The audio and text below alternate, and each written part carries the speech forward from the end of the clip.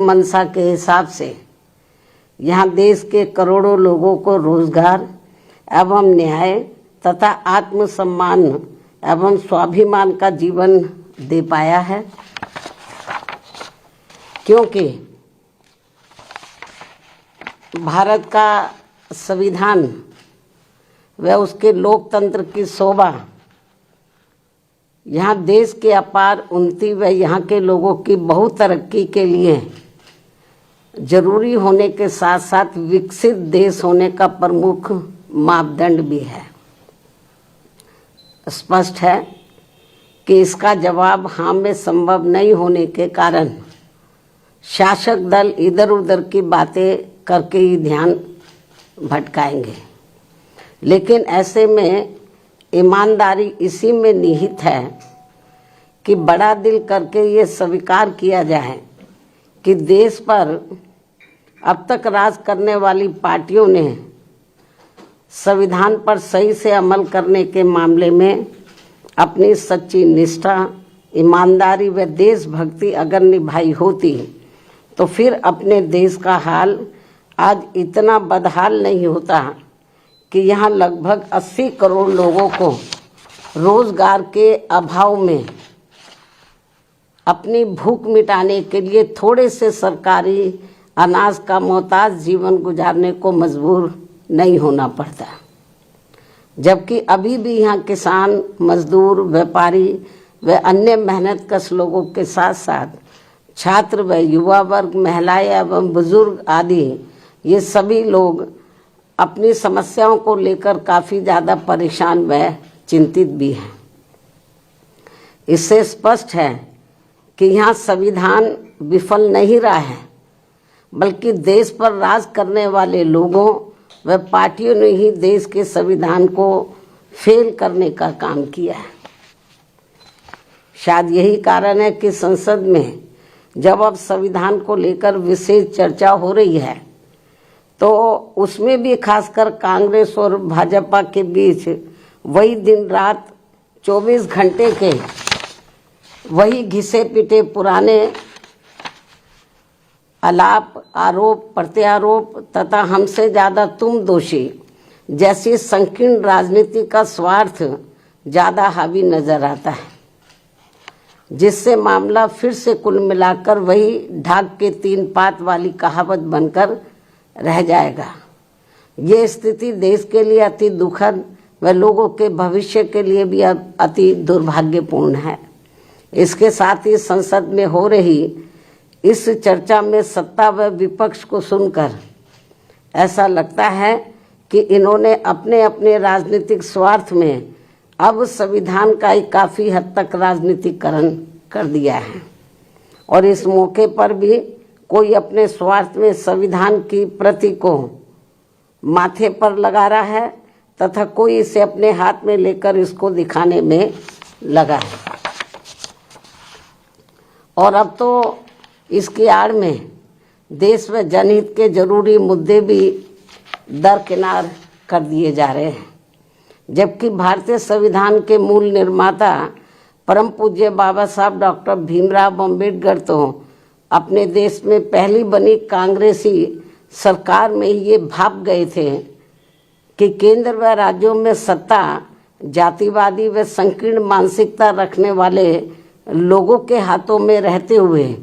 यहाँ सदियों से उपेक्षित रहे खासकर SC, ST व OBC वर्गों के लोगों को जिंदगी के हर पहलू में आगे बढ़ने के लिए जो भी इन्हें संविधान में कानूनी अधिकार मिले हैं तो उनका भी इन्हें सही से पूरा लाभ नहीं मिल पाएगा। और ये सब बाबा साहब ने केंद्र में पहले बने कानूनी मंत्री पद पर रहते हुए खुद होते हुए भी देखा है, जिससे दुखी व चिंतित होकर फिर इन्होंने यानी कि बाबा साहब डॉक्टर भीमराव अम्बेडकर ने उस समय के प्रधानमंत्री पंडित जवाहरलाल नेहरू को अपने इस पद से इस्तीफा भी दे दिया था। बाबा साहब ने कानूनी मंत्री पद से उनको इस्तीफा दे दिया था। हालांकि उस समय की कांग्रेसी सरकार ने बाबा साहब के इस्तीफा देने के कारणों के बारे में इनको संसद में बोलने तक भी नहीं दिया था। तब फिर इनको मजबूरी में इस संदर्भ में अपनी बात मीडिया में ही रखनी पड़ी थी, जिससे उस समय संविधान व इन वर्गों के प्रति भी कांग्रेस का असली चेहरा खुलकर सामने आ गया था। लगभग यही स्थिति संसद में मेरे साथ भी गुजरी है, जब मुझे अपने लोगों के उत्पीड़न के विरुद्ध राज्यसभा में बोलने नहीं दिया था, और तब फिर मजबूरी में मुझे उस समय राज्यसभा से इस्तीफा भी देना पड़ गया था। इसके साथ ही बाबा साहब के देहांत होने के बाद भी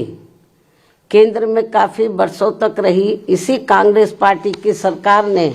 इनके आदर सम्मान में इनको हर मामले में पात्र रहे भारत रत्न की उपाधि से भी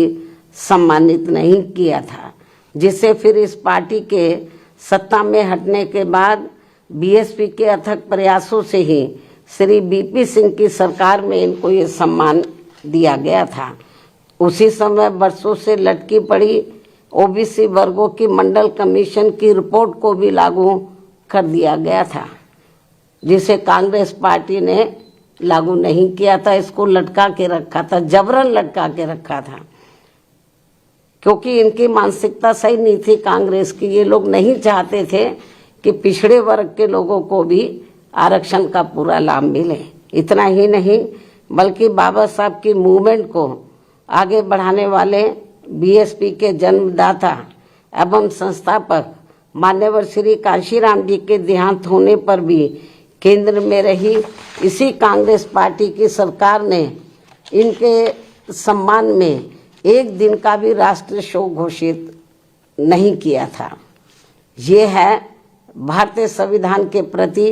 व इन वर्गों के प्रति भी कांग्रेस पार्टी का असली चाल चरित्र व चेहरा। जो अब ये पार्टी इन वर्गों के वोटों की खातिर इन्हें गुमराह करने में कोई कसर नहीं छोड़ रही है, और अब इस पार्टी के ही नक्शे कदम पर बीजेपी व अन्य विरोधी पार्टियां भी चल रही हैं, जो किसी से छिपा नहीं है। इतना ही नहीं, बल्कि बाबा साहब ने अपने कानून मंत्री पद से इस्तीफा देने के बाद उस समय अपने इन वर्गों के लोगों को ये भी कहा था, यदि इन वर्गों के लोगों को वास्तव में संविधान का सही से पूरा लाभ लेना है तो फिर इन्हें केंद्र व राज्यों की भी राजनीतिक सत्ता की मास्टर चाबी खुद अपने हाथों में ही लेनी होगी, क्योंकि इनको संविधान का सही से पूरा लाभ लेने के लिए अब पंडित नेहरू के परिवार से व अन्य सभी जातिवादी व संकीर्ण मानसिकता रखने वाली पार्टियों से भी अब कोई ज़्यादा उम्मीद नहीं रखनी चाहिए, जो ये सब हमें काफ़ी कुछ देखने के लिए मिल रहा है। ऐसे में अब हमारी पार्टी इन वर्गों के लोगों को सावधानी के तौर पर ये भी कहना चाहती है कि इस बार संसद में संविधान पर हुई चर्चा के दौरान जो अभी चल भी रही है,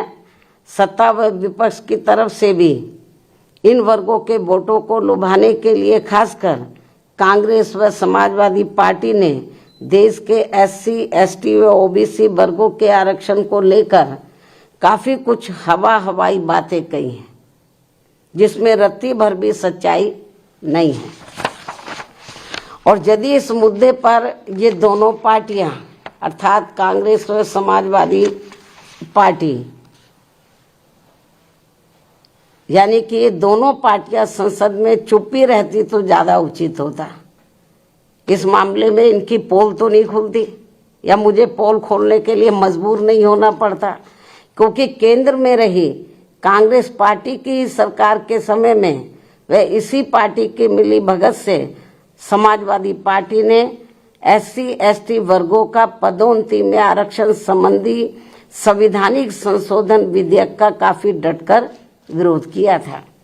तथा इस बिल को समाजवादी पार्टी ने संसद में ही फाड़कर इसको फेंक दिया था, जिस बिल को लाने के लिए हमारी पार्टी को काफी कड़ा संघर्ष भी करना पड़ा था, जो ये बिल अभी तक भी संसद में लटका पड़ा है। इससे बीजेपी की भी आरक्षण विरोधी मानसिकता साफ झलकती है, जो इसे पास कराने के कतई भी मूड में नहीं है। और अब तो कांग्रेस पार्टी के राहुल गांधी ने इन वर्गों के पूरे आरक्षण को ही सही वक्त आने पर खत्म करने का भी ऐलान कर दिया है, जबकि इस मामले में बीजेपी व अन्य विरोधी पार्टियां भी कोई कम नहीं है। और अभी भी हमें सत्ता व विपक्ष द्वारा आरक्षण को निष्प्रभावी बनाने व इसे खत्म करने के लिए इन सब की सोच लगभग एक जैसी ही देखने को मिलती है। इतना ही नहीं, बल्कि अब तो ये पार्टियां अंदर अंदर आपस में मिलकर कोर्ट की आड़ में भी इनके आरक्षण को निष्प्रभावी बनाने में व आगे चलकर इसे पूरे तौर से खत्म करने की भी पूरी कोशिश में लगी हुई है, जिनसे इन वर्गों के लोगों को हमेशा सावधान रहना है, क्योंकि इसके अनेकों उदाहरण इन वर्गों के सामने हैं। इसके साथ साथ देश में सर्व समाज में से गरीब, असहाय व बेरोजगार लोगों को भी रोटी रोजी के साधन ना के बराबर ही मिल रहे हैं। आए दिन यहाँ गरीबी, बेरोजगारी व महंगाई आदि भी काफ़ी ज़्यादा बढ़ रही है। पिछले काफ़ी वर्षों से देश की अर्थव्यवस्था भी कोई खास अच्छी नहीं चल रही है। ऐसे में अब वर्तमान